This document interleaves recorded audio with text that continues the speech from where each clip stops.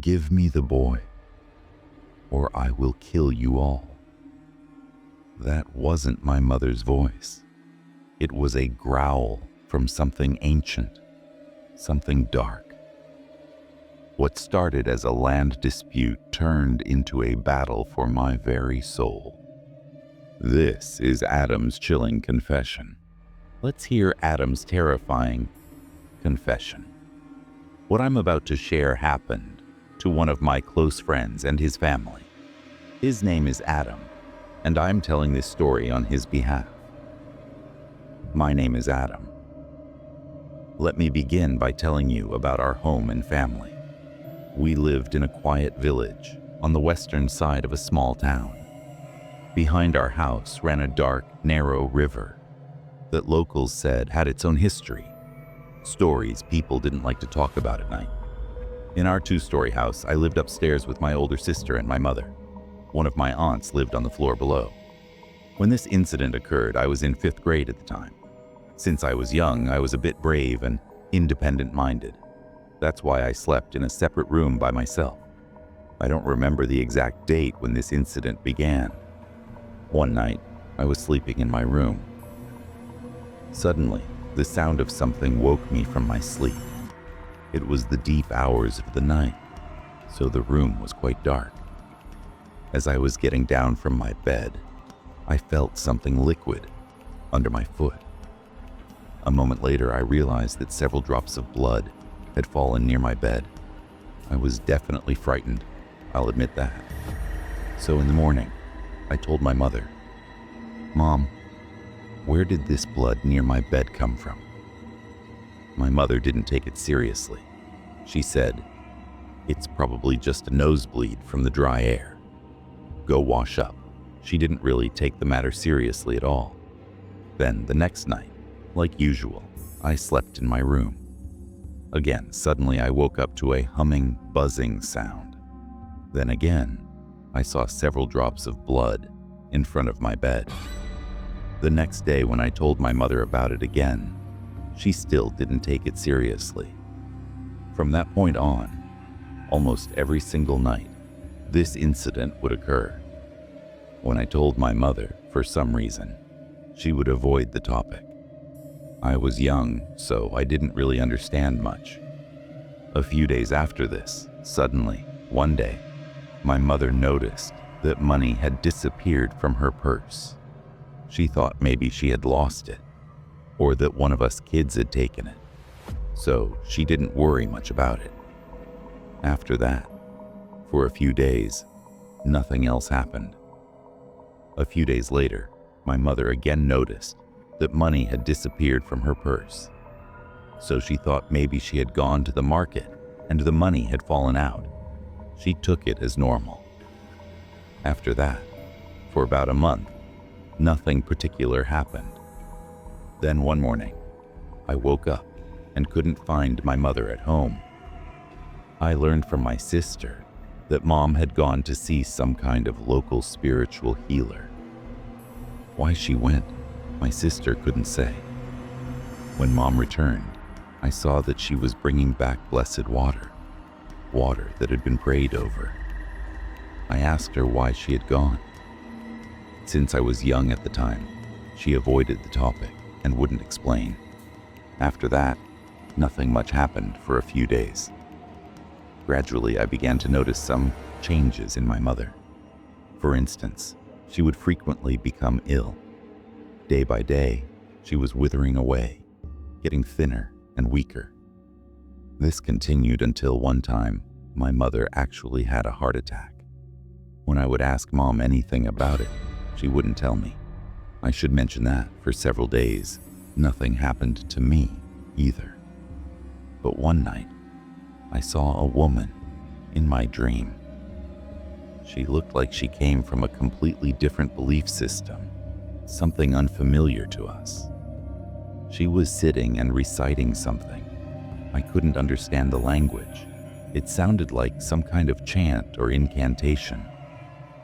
She looked like an occultist, someone who had mastered the forbidden arts of black magic. So I approached her, and what I saw next I was not at all prepared for it. I saw that this woman's face was somehow demonic. No human face could look like that. I became terrified. The next morning, when I told my mother about the dream, she said, "You've been watching cartoons. That's why you're seeing these things in your dreams." Since I was young, I think that's why she said that. After that, occasionally my mother also started having the same kind of dreams. Even though she would share everything with my sister, she wouldn't really tell me much. After this continued, my mother went to see many spiritual healers and holy men, but there was no real benefit. No one could resolve the problem. I have an uncle who is a religious scholar, learned in sacred texts. So one day, when he came to our house, my mother told him about all the problems. After learning about the whole situation, he said he would try to resolve it. He knew about these kinds of matters. At the religious school where he had studied, there was a holy man who dealt with these kinds of issues. He was a scholar of sacred traditions at the school. At the same time, he also did the work of a spiritual healer. My uncle had witnessed many of his cases. That's why my uncle knew about these things. After that, one day my uncle told that holy man about our problem. So after hearing about the problems, one day the holy man came to our house. He brought a bottle of water, a bottle of oil, and various other things with him. He sat in my mother's room and did something, performed some kind of ritual. He said that someone had performed black magic on us. However, who had done it was not yet known. Then he said it would take some time to resolve. Saying this, he left for that day. The next night, I saw that woman in my dream again, and it was as if I had lost the ability to speak. I was terrified. So I tried to call out to my mother, but no matter how hard I tried, I couldn't call out to my mother. That woman's face was absolutely hideous and extremely terrifying. Even today, I haven't been able to forget that face. After that, I became very ill. The next day when Mom saw my fever, she called the holy man on the phone and informed him about it. 2 days later, the holy man came to our house with some of his students. The holy man then told his students to position themselves 2 at a time at every corner of our house. And after that, he sealed our house spiritually. Then he performed some of his ritual work. After that, he left, and my uncle stayed behind. What are you thinking? Is the incident over? This hair-raising incident is far from finished here. The next morning, around 6 o'clock, my mother suddenly screamed and woke up from sleep.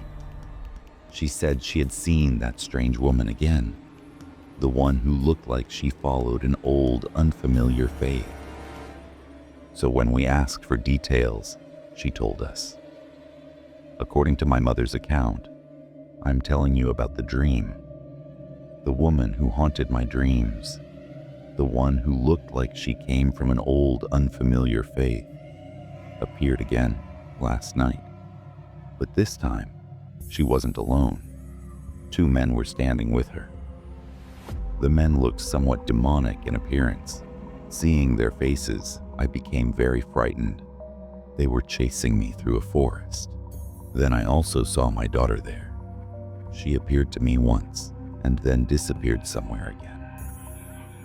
After telling about the dream, suddenly my mother spoke up in a different voice, a voice that wasn't hers, and said, "I will take that boy from this house with me, and if you don't give him to me, I will kill all of you." Saying this, Mom started moving toward me. My brothers and my aunt held my mother tightly, restraining her. My uncle pressed down hard on my mother's smallest fingernail and began reciting sacred verses. A little while later, Mom fainted and collapsed. After that, around 10 a.m., the holy man arrived. Then he made my mother drink some blessed water, and he gave me a protective amulet. He told my mother to use it for 3 months, and under no circumstances should we remove this amulet. Then he left. After that, we used the amulets for 3 months. From that time until now, nothing has happened. Praise God, we are fine now. Later, we actually found out that someone close to us had performed black magic on us because of property disputes. They wanted our land and possessions. The holy man didn't tell us the person's name, so this was my friend's incident.